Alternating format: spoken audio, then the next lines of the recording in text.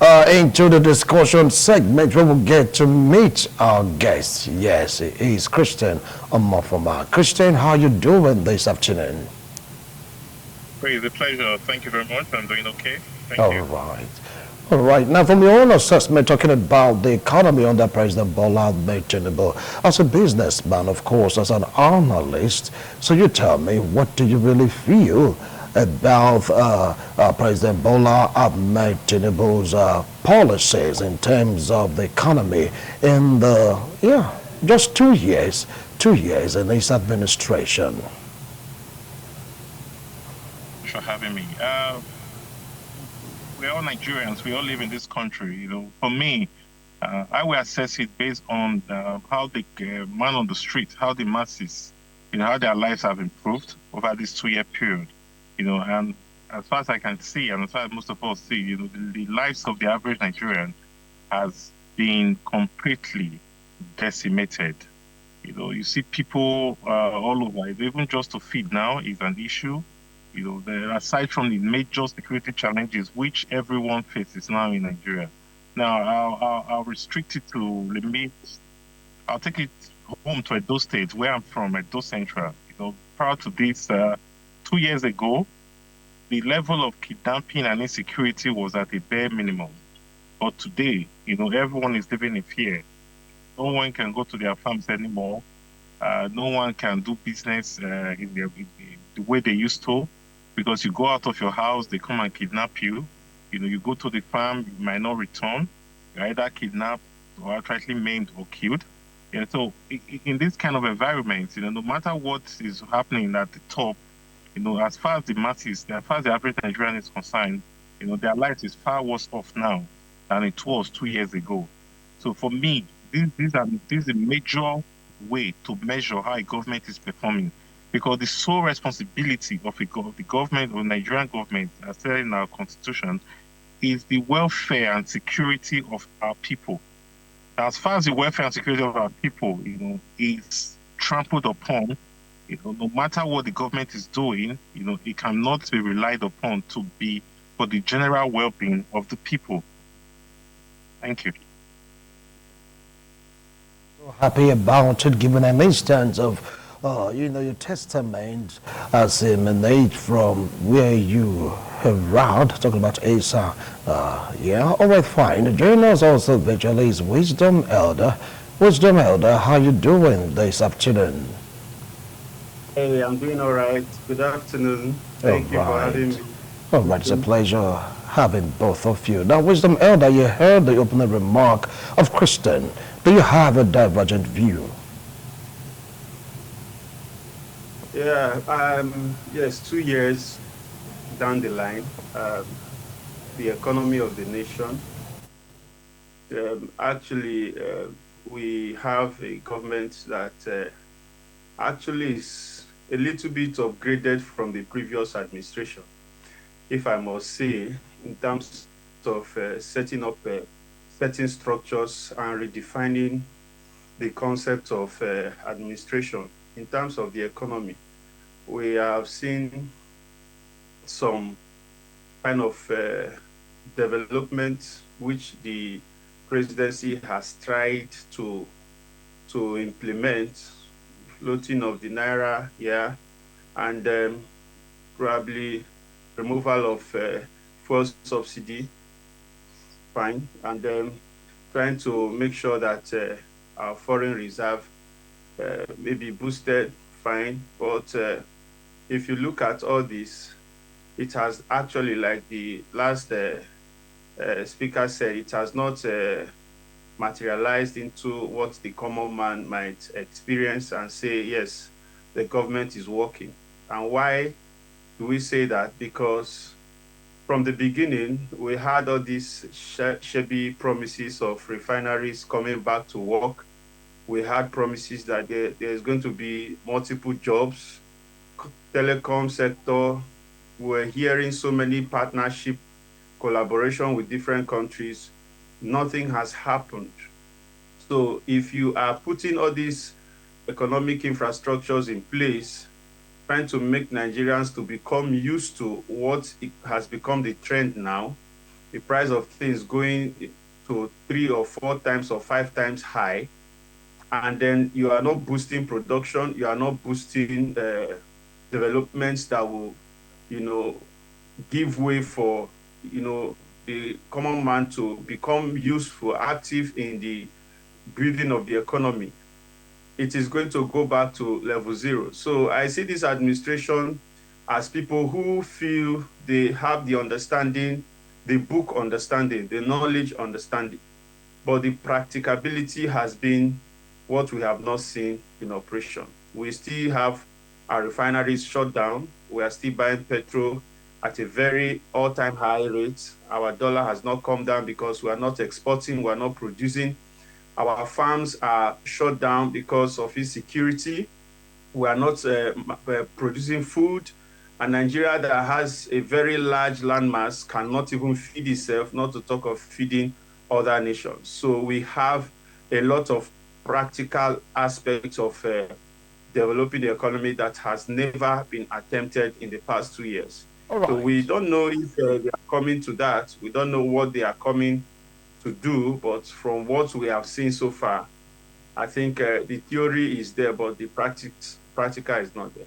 All right, thank you so much, Wisdom Elder. Now let's move straight down to Christian. Now, Christian, if you take a look at analysis given by the Central Bank Governor Cardoso, he talked about the Naira being stable. Unlike, months ago, it's up today, a little bit down tomorrow, and up again. But right now, that is not the story, in the sense that there's stability in the Naira. And I talked about our GDP. It talked about also our reserves increasing. It talked about Nigeria as it is Look, right now. listen, Hold on, I'm coming. You just hold on, because I'm oh, bringing up some of the points raised by some pundits. You understand? They talked about Nigeria. If you take a look at the record right now, Nigeria is no longer the number one importer of fuel. South Africa has taken a particular position. They don't think that this means a lot when you talk about positivity in the economy. for me, whatever he says, that's from high up there. He's looking at it. I'm more concerned about the masses. I'm concerned about what is going on in the lives of the average, ordinary Nigerians. Today, they have wiped out the middle class in Nigeria completely. You have people sleeping in the poverty line every day. Over 70% of Nigerians are living below $2 a day. Below the poverty line, as benchmarked by the UN. So whatever he's saying there doesn't translate to food on the table for the common man. He's saying the naira volatility has reduced. My question for him is, prior to when he came in, their policies caused the naira volatility. They made the naira below 600 naira to a dollar. Today we are exchanging 1,620 naira to a dollar. So what improvement is there? Rather, the naira has been devalued 3 times more than where he met it. Because he went to 1.7 and now it's back to 1.6, doesn't mean they've improved the economy. Let them take it back to where he met it. He met it below 600. So if we are talking about 1,220 to 230, and he's saying, yeah, that's a yardstick to determine the success of his monetary policies, I beg to differ. Number one indicator of economic growth, is GDP growth rate. Has our GDP grown? Or rather, we are seeing GDP decline, as compared to when they came in. How about unemployment? Unemployment has risen drastically. You have over 40% of Nigerians under or unemployed. Well over 40%. How about inflation? Inflation has skyrocketed to over 30%. That's not where they met it. They met it below 24, 23%. So what are the indicators? What is he saying? Today, yes, somebody was saying on the TV the other day the price of rice has reduced from 100 to 70 naira, 70,000 a bag.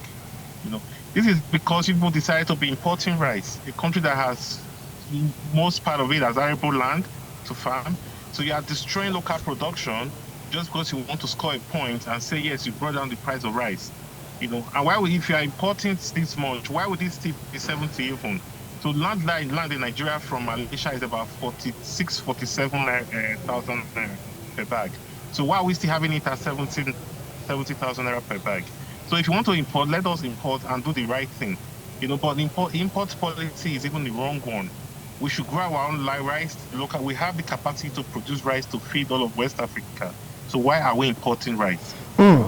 All right. So whatever he's saying, I beg to differ, as it contradicts what I see on the street when I go out and talk to the parties, when I go out and campaign, when I go out and talk to people. No, this is what I'm saying is different. Okay. So for me, whatever he's saying is not correct. Okay, fine. Right now, I want to go for a break. When we return, I'm going to throw one or two questions at Wisdom Elder, but not before, after this break.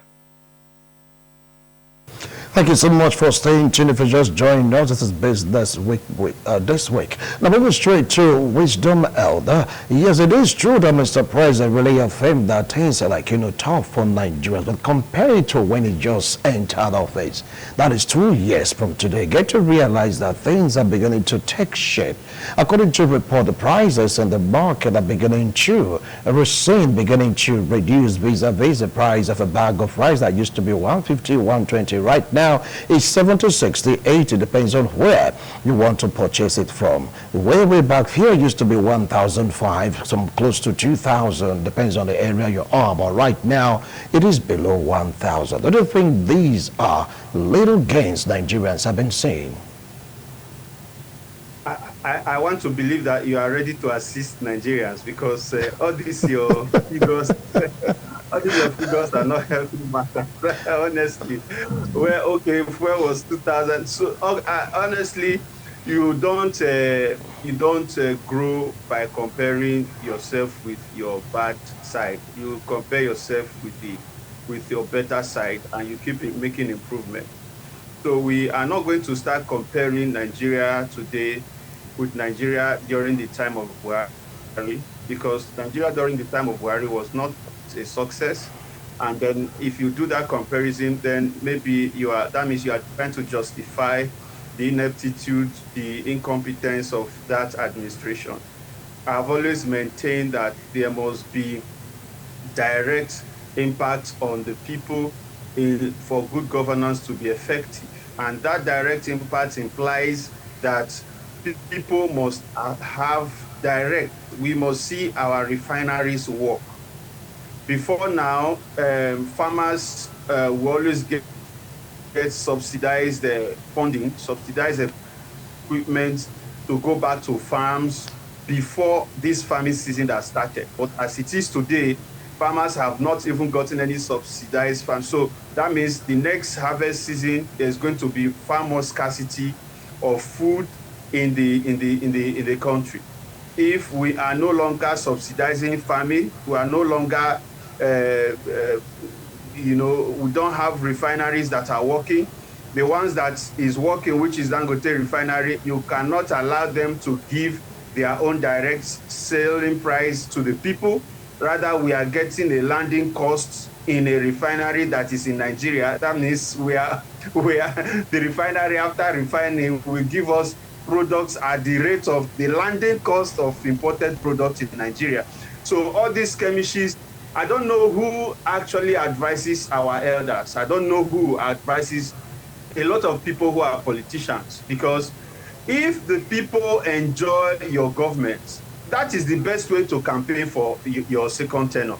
If they do not enjoy it, it's the worst way to campaign for your return. But unfortunately in Nigeria, from the day you assume office, you start preparing for your second tenure. You are not even interested about how the people will fare, because you know that if you tighten everywhere and towards the period of election, you make money to start flowing and circulating, the people will forget their past and then vote for you. Is that a system? Is it a trend? Is it how Nigeria is going to be better? I thought we can always look at GSM today and remember Obasanjo.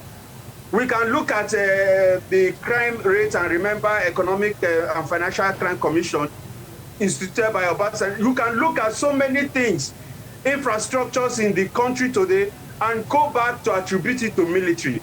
What are our civilians doing? What are our current leaders doing? What are they thinking?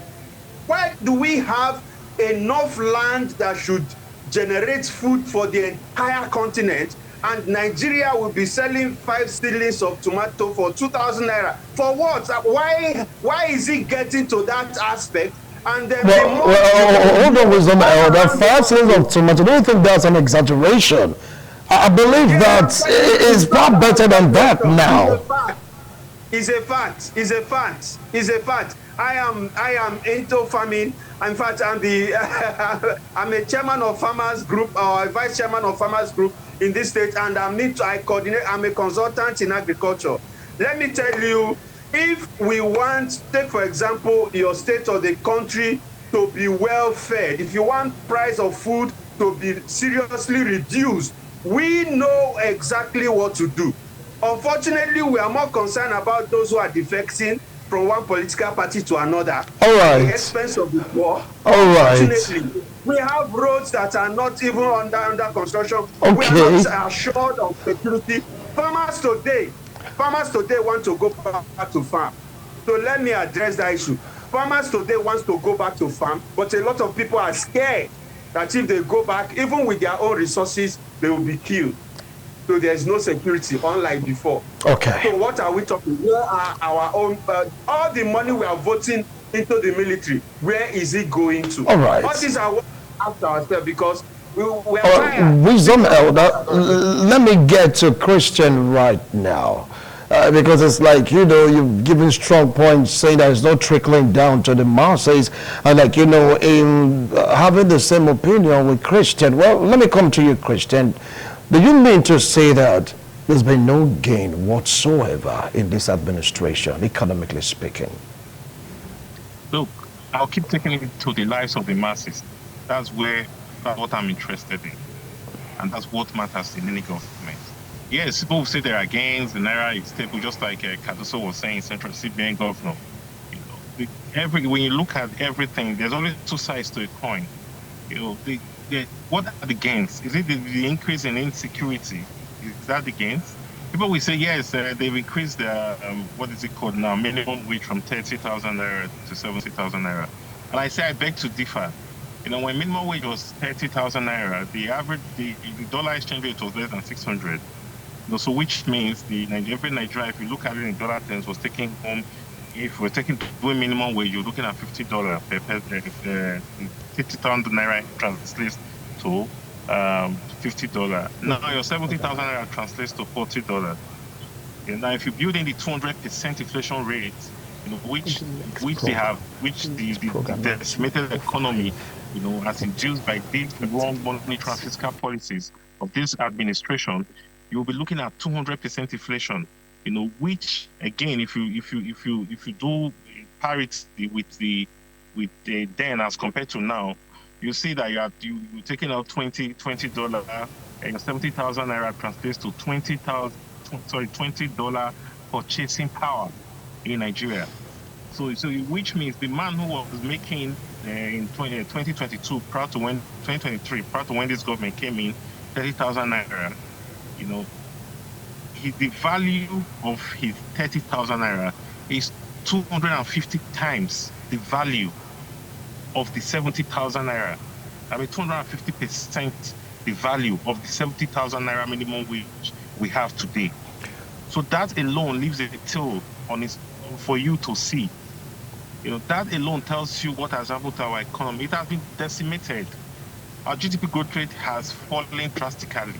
All right. Foreign direct investment was on the negative. Okay. Industries, companies are leaving Nigeria. You know what? Nobody wants to invest in a place which is not secure. For you to be talking about FDI for any nation, you'll be looking at security. Christian, yes. Please hear me out. There's going to be a part 2 of this discussion, and probably maybe not on this platform. I'm going to expatiate on this particular talk, maybe 45 minutes, 1 hour, you never can tell, but right now really have to go. It's a promise. I'll have both of you on set, and visually or physically, it doesn't really matter.